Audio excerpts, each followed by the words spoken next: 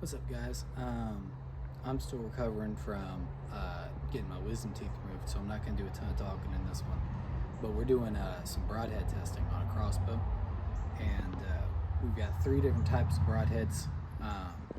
We've got Annihilator broadhead, we've got a Rage broadhead, which is this one, and then we've got bloodsport broadhead, which is this one. And we're going to see how the mechanicals perform on kind of a ballistics test, and what we're going to be shooting into today. I'll show you real quick when we go this way. What we've got set up here in the rinky-dink kind of shooting platform is we've got a jug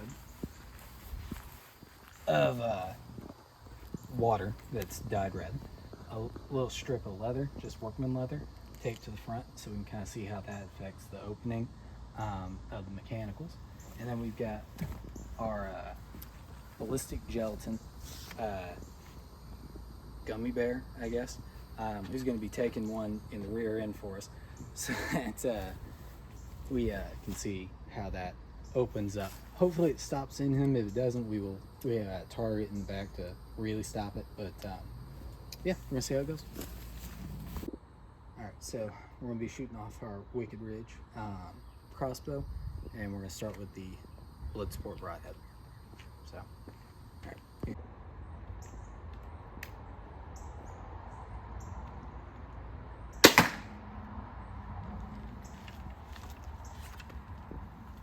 Come on.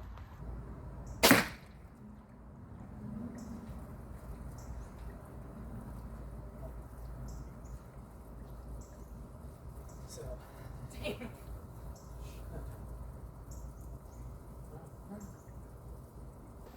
Alright, so as this kind of leaks out, we're seeing how quickly that's draining with the bolt still in there, which is important because you don't always get a complete pass-through shot. And if you come overhead, you come over to this side. Over here. If you see right here, you can see very clearly it's already open by the time it comes out of here, and it is just a nice block channel. Almost makes it out of the bear. Its head completely open in there. Very, very cool. Alright, so I think that was actually really cool footage. So now we're going to do the Rage broadhead. Both of these have the cut-on contact tips, so that you're getting some cut regardless of what happens with the mechanicals.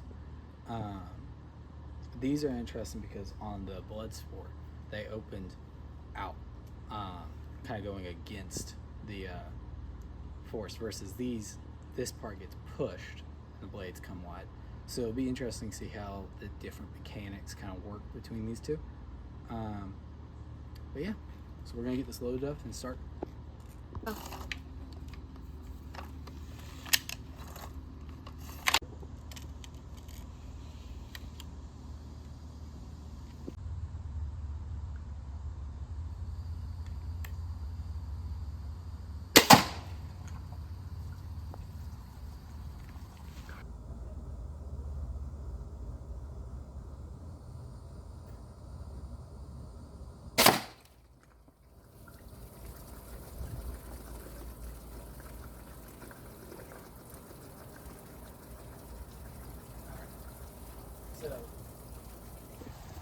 So the water pouring out of here is going at a much faster rate. We kind of nicked the bottom here coming out of there, and it seems to have nicked down here as well, and then run directly into the wood block on the other side. So the lancing strike here as it came through, unrelated to the first broadhead, and then tore and scored the table pretty good as well. Let me see if I can't get this out for you guys to see.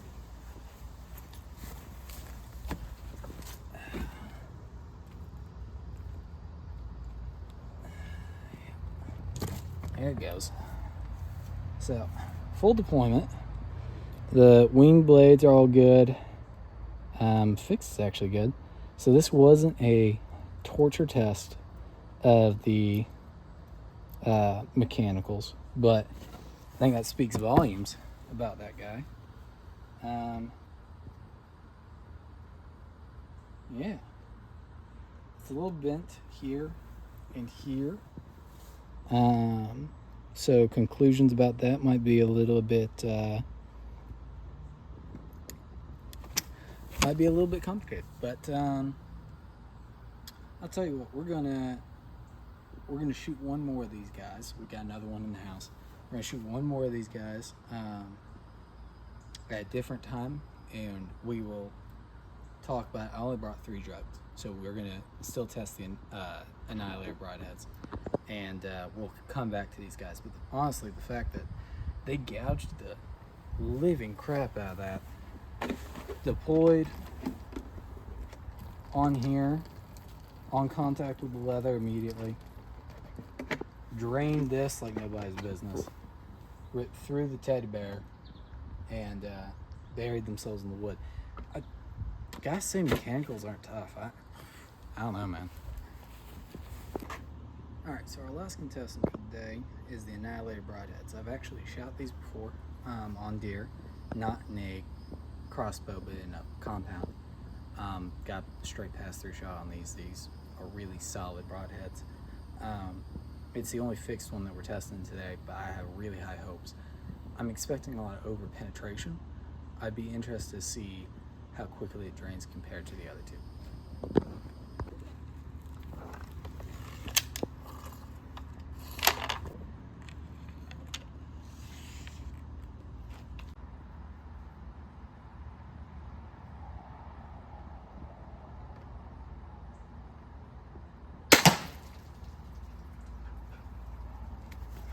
All right.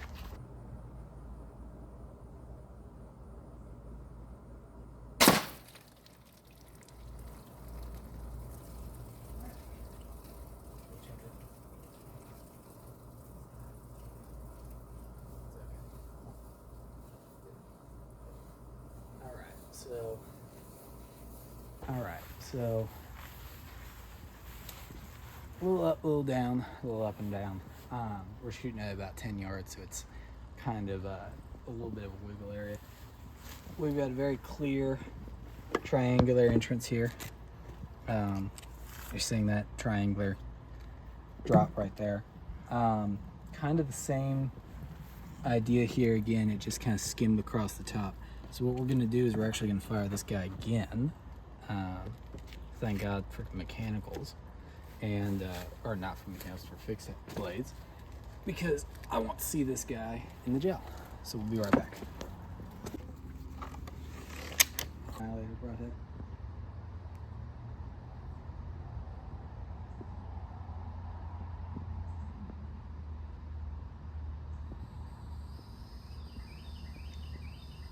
Safety.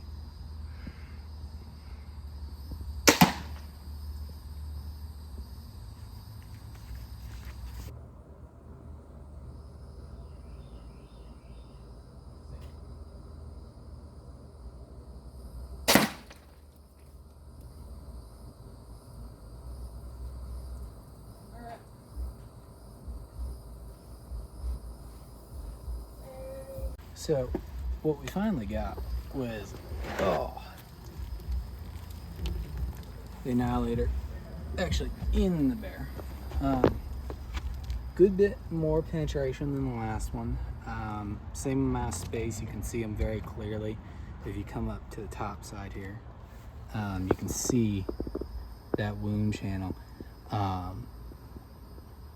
It's nice and narrow, but the Annihilator comes out clean on the other side. You can actually see a red coming through that wound channel of the dye coming from the jug into the bear.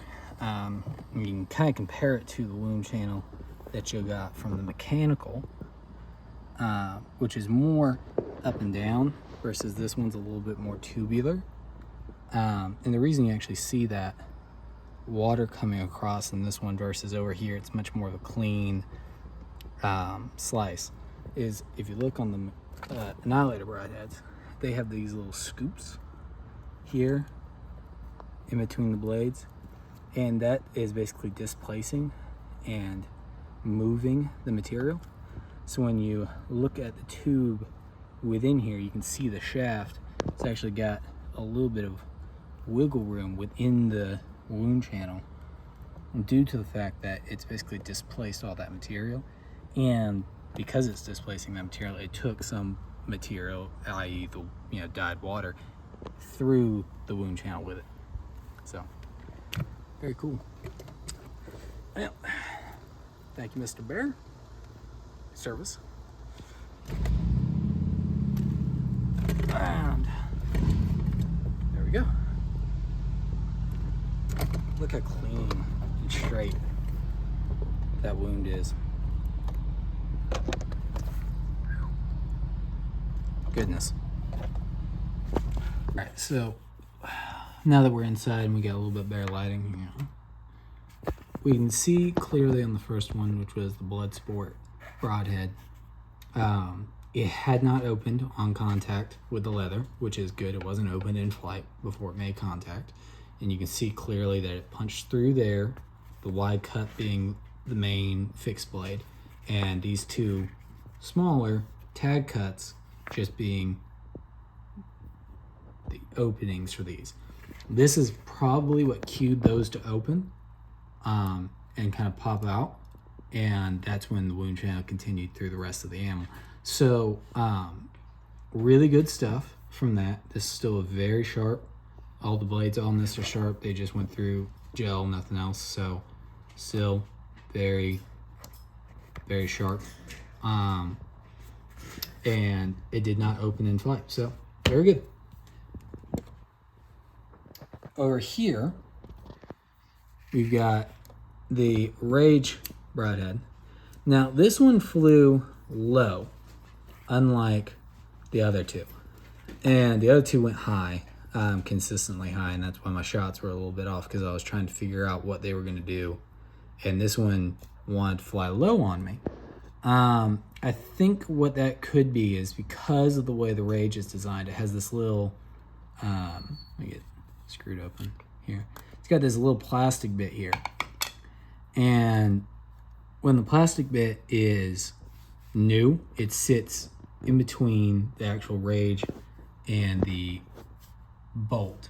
And the blades have these little hooks that connect on the inside of the plastic. And whenever this top part makes connection with something, it pushes the blade. It's a little bit hard because they're damaged, but it pushes the blade out and it pops into place like so. So this is just kind of a retention holder. I think these deployed before the shot was taken. We'll have to shoot some more to know for sure.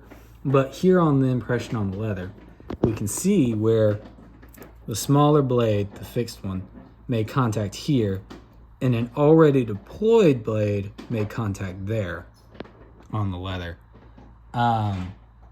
It might be that it made contact on the top part of the metal and just simply slid into place automatically.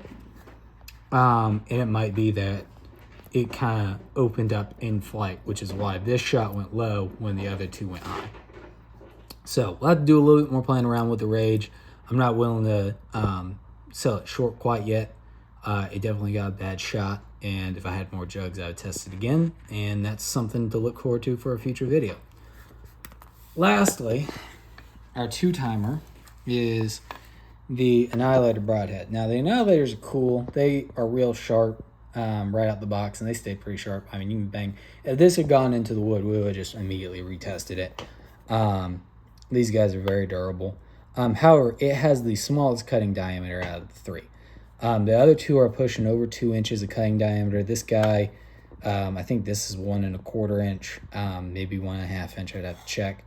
It is the XL version of the Annihilators, so that's a little bit bigger than the regular. But here on the leather, and the leather is pretty much the only part that we haven't shown you yet. You can see very clearly. It just gives you that X marks the spot. Punch through. Does it twice. No issues.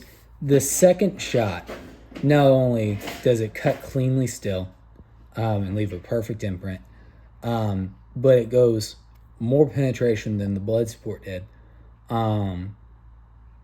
after having already been fired once. So a very, very sharp broadhead, and also fixed, and it flew true to form. Flew very accurately. I was trying to compensate for it to fly low. That's why I messed up the first shot. And no, it flew exactly where it was supposed to, and we were able to put it where we wanted it to the second time. So very, very cool.